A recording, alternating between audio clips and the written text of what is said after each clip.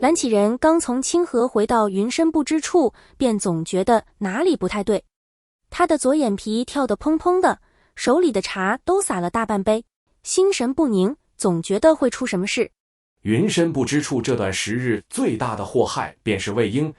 他来回踱步，听闻2日前蓝忘机带着魏无羡下山除祟，可昨日门生又说那邪祟已除，却不见他2人回来，定是魏婴又惹了什么幺蛾子。于是一大早，蓝启仁便命门生给蓝忘机传讯，令他与魏无羡2人即刻启程回云深不知处听学。蓝忘机把魏无羡唤醒时，才堪堪过了卯时。魏无羡昨夜累惨了，睡得死猪一样，迷茫间抱着蓝忘机左亲右亲，撒娇道：“二哥哥，再让我睡会儿，就1小会儿。”那嗓音还哑着，身上还带着昨日欢愉的痕迹。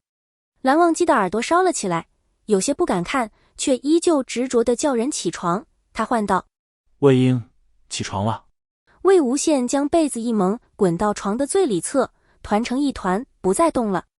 蓝忘机无奈道：“魏婴，叔父唤我2人回云深不知处。”那团子抖了一下，伸出一只黑色的脑袋，不确定地转过来问他：“叔父，你叔父？不对，也可能是我叔父。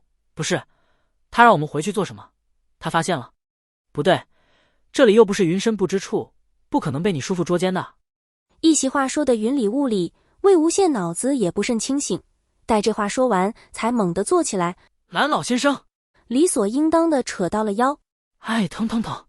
蓝忘机上前将他扶稳，手掌触及了灵力，在他的腰间按揉着，眉头紧皱着，似是在自责。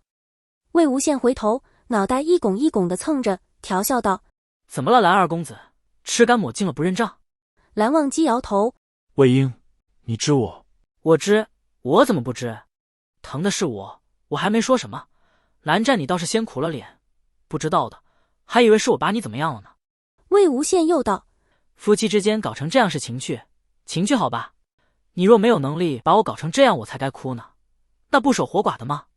蓝忘机伸手把那张喋喋不休的嘴捂住了。魏无羡这人属话痨那类，嘴一张就停不下来，他伸手把蓝忘机的手扯下来，接着道：“我们现在这叫什么？夫妻生活和睦，懂？不对，我在这和你说这些做什么？你方才说你叔父。”跑题多时，终于想起正事，魏无羡险些又扯了腰。蓝忘机道：“叔父命我们回去听学。”魏无羡干笑2声：“哈哈，这真不愧是蓝老先生啊！一大早把我们招呼起来，就为了听学。”嘴上抱怨着，还是认命的起来穿衣。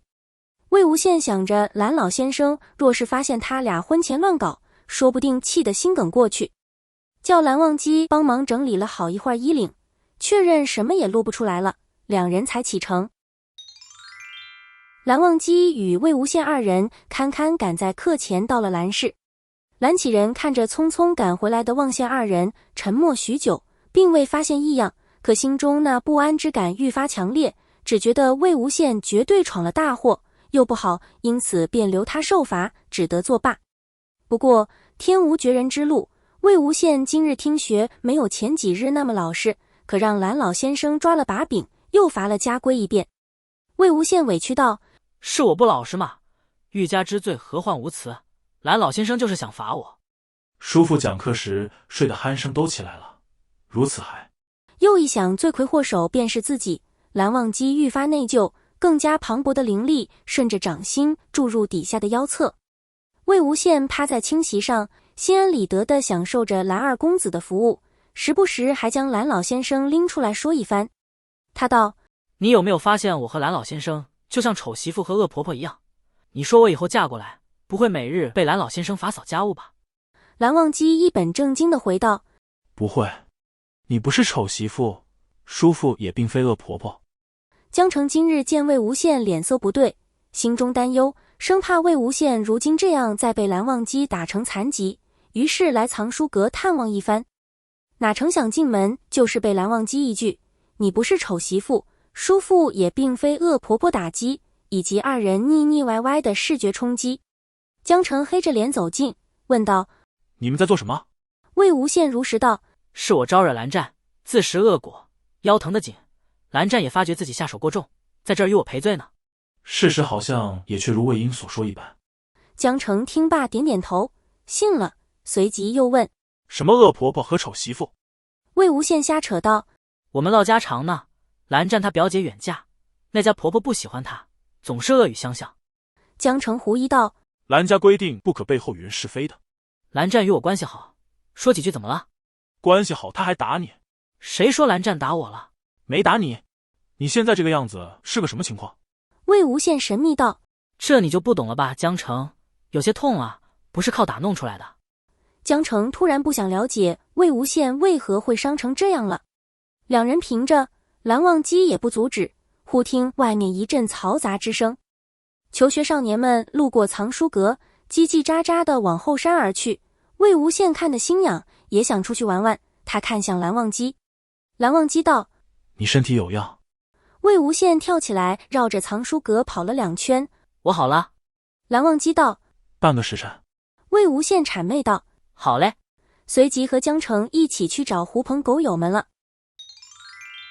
魏无羡回来晚了半个时辰，他站在藏书阁外，一抬头，果真看见了板着一张脸，端端正正地坐在窗边写着什么的蓝忘机，白玉般的脸陪满树繁花，煞是好看。他跳上树，顶着玉兰花做的雨，几下便爬到2楼，敲敲窗榔。蓝湛。蓝忘机不理他。蓝二公子。蓝忘机依旧不理。蓝二哥哥。蓝忘机看向他，晚了半个时辰。魏无羡笑嘻嘻地翻进来，几步撞进对方怀里。这不是事发突然吗？蓝忘机问道：何事？我怀了你的孩子。蓝忘机转过头去：你如何能生？真的，不信你看。说罢，魏无羡便撩起衣摆，露出圆滚滚的肚子。蓝忘机瞧着那肚子，开始怀疑自我。那肚子凸起一角，那肚子凸起好几个角，那肚子剧烈翻腾起来。魏无羡默默把兔子抱出来，递给蓝忘机：我生了双胞胎。蓝忘机接过2只圆滚滚、肥乎乎的兔子，叹气道：不可玩笑。怎么就玩笑了？这2只真的是我生的。那只老实的随父姓，叫蓝小战；那只淘气的呢，就随母姓，叫魏小英好了。蓝二公子，这可是魏某第一次送你礼物，你可要收好啊。蓝忘机抱紧2只兔子，应道：好。第一次见莲花坞那边的人，说不紧张是不可能的。蓝忘机手心微微汗湿，表情在他人看来并无甚变化，但是蓝曦臣能瞧出来，他那弟弟比平日里严肃许多。蓝曦臣问道：忘机，你为何如此紧张？沉默半晌，蓝忘机抿唇道：并未。蓝曦臣微笑，轻声安慰道：云梦的江宗主为人侠肝义胆，亲切和善。今宗主虽然也好与人相处，你无需为此忧心。蓝忘机道：是。蓝曦臣道：说起来，也不知魏公子此番又犯了何事？兰陵的金少宗主又为何会参与进来，竟惹得叔父将2位宗主都请来？蓝曦臣有事在外，今日刚回到云深不知处，脚还没落地就被唤去迎接2位宗主，而蓝启仁则是去找了清衡君，只听说是云梦江氏的魏无羡和兰陵金氏的金子轩客上打架。蓝忘机道：此事错不在魏婴。蓝曦臣疑惑地看着自家弟弟，最近他感觉自己有时不是很能读懂他了。魏无羡每日和蓝忘机一起喂喂兔子，在藏书阁抄抄书，除了早上听学，小日子过得也是挺滋润的。